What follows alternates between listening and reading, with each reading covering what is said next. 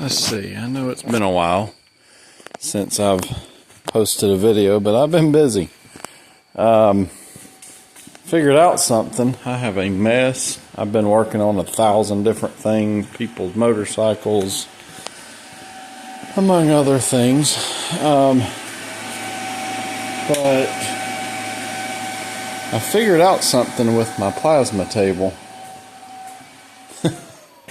I have used it, and to be honest with you, there's a bunch of times I've not used it because every time I'd go to use this thing, when I would move one of the axis or the other, it would go and it would sort of act stupid. So, you know, say if I zeroed here and I traveled over 10 inches, it would go 5 inches, stall for a minute, and then go a little bit stall, then go a little bit stall, then go a little bit stall. And if I told it to go back, it would go back to here instead of here, because it was losing steps. And I thought that it was a issue with these connectors, which, to be honest with you, I still think using DB9 connectors for these motors is pretty stupid and chimsy. I think they should have used aviation plugs similar to these right here. It's only 4 wires. They could have done something similar to that. It's a much more robust plug. It's just a way better connection than a DB9. That's chimsy. Either way, I kept blaming it on that. Come to find out, if you look at this lead screw, you can see all this gunk that's built up, and look at that, how clean it is. I got in there and I started spraying it with some lube, and my problems went away. What was going on, and I just didn't realize it, was this had gotten so caked with gunk from sitting and all that kind of stuff that it couldn't power past it. These are little tiny, what are these, NEMA 23 motors. They're just not, they don't have a lot of guts to them. And that made a world of difference. So I came through and I sprayed everything with some lube and just kind of got it really good and lubed up, and it sailed through there beautifully and fixed my problem. So either way, I was aggravated at their table for no reason. It wasn't their fault. So that's an awesome little plasma table, because the only thing that's really been wrong with it is me not doing stuff right. So this is my little scamp camper, and it had a little heater in here, and you can see down here that piece of plywood was covering the hole. My dad had it, didn't like the sound the heater made, so he just cut it out and threw the thing away. It's like an $800 heater or something. I can't afford one of those, but I bought a diesel heater. You can see it in here. I'm still installing it, but it sits in here. Here's the thermostat right here. Here's where the heat comes out, and fuel line goes through there, and comes out to here. And I've welded this bracket on here, this pole here, and this to mount my tank to. You can see the bolt holes back there, and I've spaced it out to where the tank actually sits sort of out. And there's your diesel. It'll run for like 8 hours on one tank like that. And then I've got my propane to cook with. I fixed that. The line blew, and I went to Harbor Freight and bought one of these, and just had to buy a little adapter to make it work. There's my battery. I'm using these kind of connectors here to connect it in. I'm actually going to get one more of these, put it here, and parallel it in. And then I've got some solar panels I'm going to end up buying 5 100-watt panels and a controller. I've got some of the pieces and parts in here. So, move that out of the way. I've got the little kit from Harbor Freight and the little charge controller. I'm going to end up getting a better one, but this is just something I grabbed to sort of play with. Let's see, I've got all this stuff just sort of, I've got a mess in here. But I got this back from a buddy of mine. I traded it to him and I kind of regretted it. My intention with this, so you can see I'm building a frame through here. I've got a weld. This is the material that I've got. So I had a piece of aluminum like this. I had this piece by itself. I cut this piece off of this longer piece that I had. It was like 32 feet. I'm going to weld that together and then put a brace in and weld it. And then I'm going to have to bolt it here because this is steel. I kind of wish now that I would have put a socket here and just did aluminum all the way around.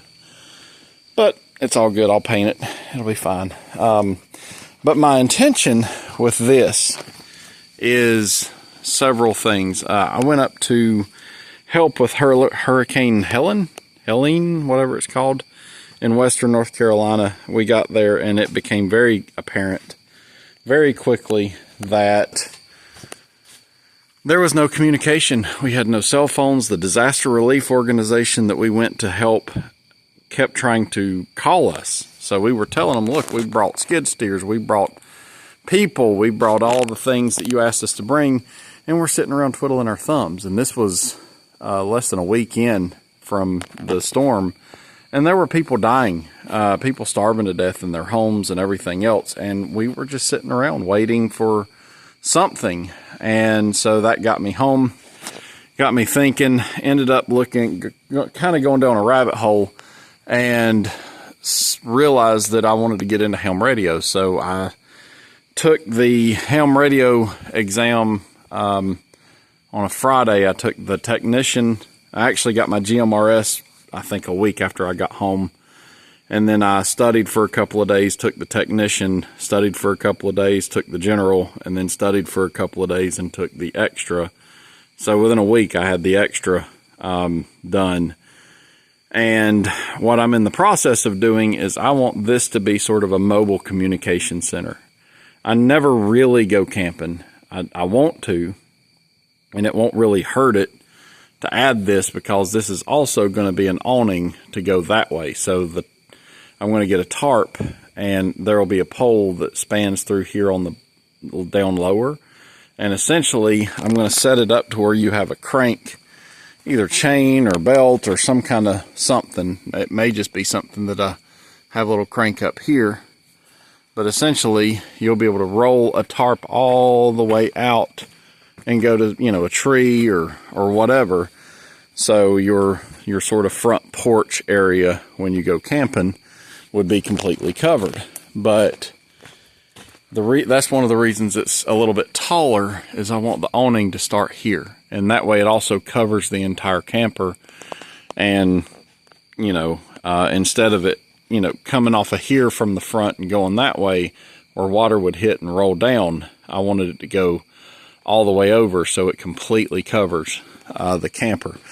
So what I'm going to try to find is some kind of a tarp that I can roll up on a pole that rolls through here, that essentially I'll be able to, I think that's about 12 to 15 feet. So it may be a 12-foot tarp by, say, 20 feet.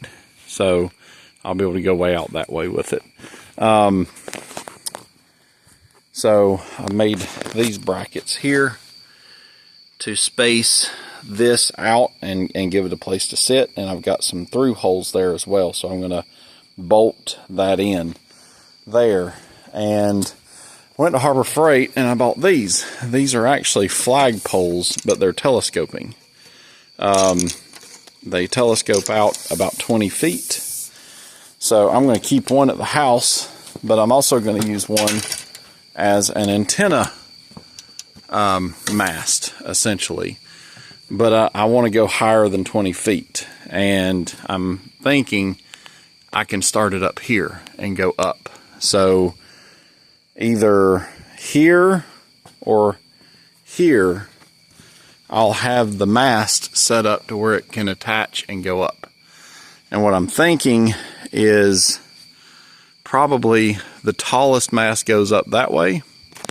And then this one, I can go inside. So if I just weld that and then brace it and weld it, then I've actually got an area that I can slide into, and I can buy some, I think that's 1 3/4. So say buy some 1.5 inch tubing, and it can telescope out. So come out to about here, and that would give me, I don't know if you know much about ham radio stuff, but I've learned way too much, read about 10 books in 3 weeks. But essentially, I want a high frequency antenna here, up here, so it'd be like a half dipole or a inverted V dipole, maybe, that would come up and go down that way and go down that way. And then over here, or it could span this way and that way. And then over here, it would extend out, and this would give me a little bit of separation. You need separation between your different antennas. So lower would be a 2-meter antenna over here. Higher would be the high frequency antenna, or my 2-meter antenna could go up. My high frequency antenna could come out here somewhere, and I could do an invis type antenna. And essentially what that would give me is the high frequency would get me out further. Your 2-meter is like your walkie-talkies, your FRS type radios. And you can also use a system called APRS with those radios to track anything that you have. So any assets on the ground. The idea being I can hook to this, have a 4-wheeler in the back of my truck. And I'm thinking about making a little thing to go on the back of this that will carry my motorcycle. So I got this when I got back as well. This is a little Amazon motorcycle, but it's a street and trail bike. It is legal on the street and it works great. So in a disaster, something like this doesn't take much gas at all. It gets like 60 miles to the gallon, and you can get into places and get to people when there's no gas stations. You could bring your own gas. And instead of driving around in a truck, you drive around in that. You can find people, you can identify people, and you have a walkie on with you that essentially will give you the ability to go scout stuff. So day one, something like that happens, hook to this motorcycle, 4-wheeler, and head out. And so you get to there, you deploy this as like a mobile base station. So I bought a high frequency radio, an ICOM 7410, and I've got a few more that I'm going to buy, and a couple of 2-meter radios, and I've got like 10 walkie-talkies, a little Bofang UV5Rs. And essentially, you get there, you deploy your antenna this way, you deploy your antenna that way, and inside of here, you have, there's my little inverter generator that can run power for it, and it's pretty efficient. And eventually set up a battery thing here. I may even have it set up to where I can put multiple batteries here that will actually keep everything charged. And inside, you would be able to come in here, and someone, probably not me, but somebody could come in here. I'm actually going to redo the lights in here as well. Sit here, have a radio and all that stuff. I'm going to have a way to get out with the antenna, so like BNC plugs and stuff on like a bulkhead somewhere, to where essentially your radios can sit here, and you can sit here with a pad of paper, whatever you need, and APRS, and essentially, hopefully it would be like my son or someone else that goes with us, and I would go out with a friend of mine, and we would be able to track where everybody's at from this area, and you'd have high frequency, you would have VHF and UHF comms inside of here, and a laptop. The laptop would give you, you could use something like Direwolf with APRS, and essentially inside of this little camper is your little mobile command station. Basically, you can communicate with the outside world. You can get hundreds of miles away with the ham radio to another ham radio operator, relay information as needed, and also with the 2-meter band, you can communicate with your local assets. So right now it would be me and a friend of mine with these 2 motorcycles, this one and the one in there that we've still got to finish fixing. And we would have a way to get around, a way to help people, and get to them with the motorcycles, identify things with those, and then you would have the 4-wheeler. I've got 2 4-wheelers that we would be able to bring with us. So I would hook to this and have say a 4-wheeler in the back of my truck, and he could bring both of those on a trailer. We get down there and set up camp. So you set up this first off, you deploy all your antennas and everything. I'm going to use paracord for like guy wire essentially to pull everything together. And I've actually got some of these, and I'm going to buy more. These right here that you screw into the ground. They're the little dog things. But essentially, you could screw those around the camper. Your frame here would be essentially your lightning path to ground. So I would have wires going to those and all around, and essentially you can ground down into the ground using that, and something like salt water to help keep it conductive, make the soil conductive. But basically what that's going to give me is a home base that you could bring with you. I'll have heat with that. I'll have a way to cook food with that.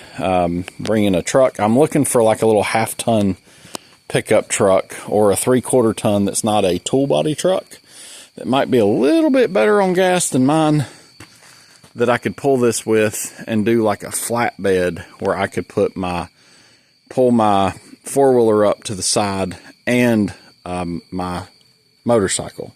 So with one truck, motorcycle, 4-wheeler, and camper that you pull with you. And essentially in that setup you have everything you need. And then my buddy could come, bring his motorcycle and possibly a 4-wheeler, and we've got it pretty well figured out, hopefully, at that point. So then you have everything you need. I've got a whole bunch of MREs that I'm stashing in here and in the house for food and things like that. So essentially I've got, I think, 20 MREs just in this little cabinet here, and I could stash more in it. So the idea would be I could stash stuff in this camper, you know, and use it to actually pull stuff. So we can just put a bunch of food and things like that inside of here as you're coming down. Once you get there, you could bring them out, set them in the back of your truck or whatever. And this gives you a place to sleep, but it also gives you a place to do all your communications and things like that. I never realized just how fragile our communications network was, and how little we could do once we didn't have it. So that's kind of the idea with this. I'm going to build some brackets to hook all this up. I'm going to weld that together. And then essentially the idea would be make some kind of a base for this where it will tilt down, extend it out, hook your antenna onto this. I'm probably going to 3D print something to go here in place of this. It's a little threaded thing. And I've got some of these. These yellow things are fiberglass poles that are 20 feet long. So if you add a 20-foot long pole plus a 20-foot long extending pole, and then essentially have a way of cranking the whole thing up. So you'd be able to pull it up. And now you've got 10 feet off the ground here, plus 20 feet, plus 20 feet, and it may be 10. I may cut that in half to where you've got basically about 40 foot up in the air that you can get with some kind of an antenna. And, you know, if I go somewhere, you find your high ground with this. So you get up high with this to begin with, and then on top of that, you put, you go up with your antennas. And essentially, you'll have your coax and all that stuff coming down and into the side here somewhere, probably right there, where it would be able to go into the camper and into your radios, and you'd be able to actually do what you need to do. So I've got a little bit of TLC to do to this thing. There's some lights and stuff like that that I'd actually replaced, and when I traded it off to my buddy, that one got broke. The other one on the other side, the little marker light right there, got busted. And I'm going to put a little fuse panel in here to hook up all the 12 volt stuff, and I'm probably going to, when I do my radios and stuff like that, I'm probably going to have a battery in here that feeds the radios that is also charged by my 12 volt system here. My solar panels, hopefully with 500 watts of solar panels, I should be able to power everything I need with the sun, and my backup would be this generator, which will do 110, but it'll also do a 12 volt charging circuit for a battery. So anyway, that's what I've been up to, among other things. But yeah, that's my next little project that I'm going to get into. And hopefully, if we ever have any kind of an issue like that, or if you ever see any kind of disaster like that, we can actually head out there and do something to help people and actually be of service. You know, so if you had this, when we got to Spruce Pine, there were probably millions of dollars worth of equipment and a whole bunch of people that really wanted to help that could not do anything because no one could tell them where to go. And by the time we got there, there was no way to communicate. There was no way to figure anything out. So we all just rode all over the place trying to find people to help. And if I would have just had a 2-meter walkie-talkie, one of those little ham radio deals, I could have gotten into the Mount Mitchell repeater up there. I could have had conversations with people. We could have actually done some good, took some food to some people, got into places with chainsaws and got people out and where they needed to go. But we had none of that. And what surprised me was the disaster relief organization that we went to help had none of that either, which I was really surprised about that and thought that was really stupid. So at this point, my intention is to bring infrastructure with me. So this little camper becomes my infrastructure. It becomes what I use to actually get up there, and eventually you can see my addition to my house up there. I will end up with a radio room up here. So if me and a friend of mine go out, that will be our little mobile base there, and we'll have a home base here. So we get out there, hopefully I can get back with some high frequency radio to a radio here. And one of my sons is actually trying to get the ham general license at some point to where we'll be able to actually communicate back and forth. So I'll be able to talk to him. He would be able to relay out from there. And if we have people like we had the last time that really want to help but have no way of knowing what to do, we can get there the first day and in, a couple of days have everything mapped out with APRS and some kind of a map software, which I've downloaded about 20 different pieces of software to figure that out. But essentially you'd be able to use this to map everything, and when people do show up, you go, hey, here's 15 waypoints. So here's one, you have a skid steer, you go here, you have this, you go there, you guys have these assets, you go here, and now you at least can give people direction. You can at least tell people where to go. So, but yeah, I've been pretty busy with 1,000 things. Mostly that stupid addition right there. That thing has been a massive time suck. I've been working my tail off on that thing every weekend, every waking moment. Basically, I've built a house attached to my trailer. So it's a 32 by 16 two-story addition. And then there's a roof coming off of there, which you can't see. And eventually, right over here, I'm going to build a deck. So you'll be able to walk out of there into like a deck that's actually elevated. And you'll be able to, that way this space is actually used. And then I'm eventually going to kind of close all this in and make everything match the addition that I built and be good to go. And since that's my two-story area there, I'm going to build a small room up there that's going to be my little ham radio shack. So I'm already 25 foot in the air there. I could go up even further. So if I add another 30 feet from there, that gets me up about 60 feet off the ground above the trees that you really can't see out here. And I can get out a little further. So I've actually enjoyed learning all that stuff. It's pretty nifty. But either way, that's where I'm at. You can see all the crap I've got strewn all over the place, but hopefully tomorrow I'll clean all this up. So you guys have a great day. I'll try to update a little bit more a little bit later. Have a good day.